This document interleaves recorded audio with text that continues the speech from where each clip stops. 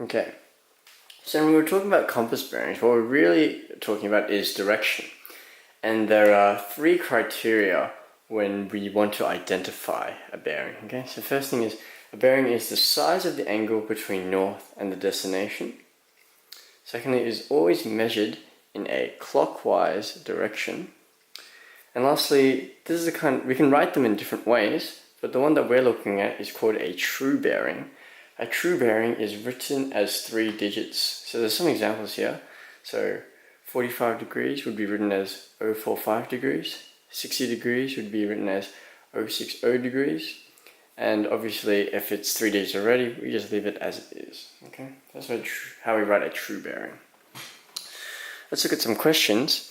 Find the true bearing of B from A for the following. Now, as I said, we need to be careful with the language. We have of and we have from here, right? So we know that we're going from A to B, okay? And so when we know that, we construct our compass around where we're starting, and then we want to look at what direction are we heading in order to arrive at B, okay? And so for this one here, we can see clearly that we're measuring the angle between north and the destination. B is our destination here. And that angle is 60 degrees. So our true bearing, all that is going to be 060 degrees. Just make sure that's clear. True bearing. Okay, that's 060 degrees. Let's look at this one. This one's a little bit different. We're going to apply the same principle. Alright, we're going to find the angle between north and our destination in a clockwise direction, but we need to be careful with the information they've given us, because they've only given us the angle between east and B. Okay, so we know that's 45 degrees, but what are we missing? We're missing the angle here. We need to know this size.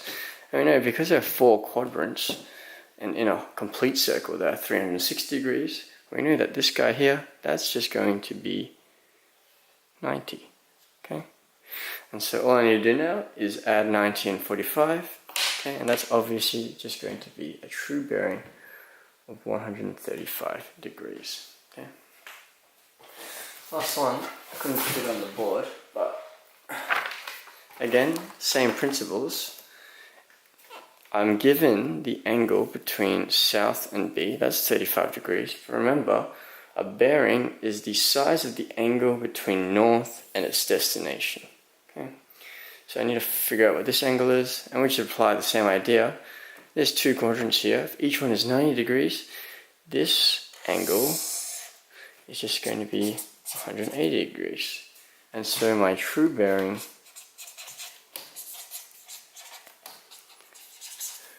of B from A is going to be 215 degrees. And that's all you need to do.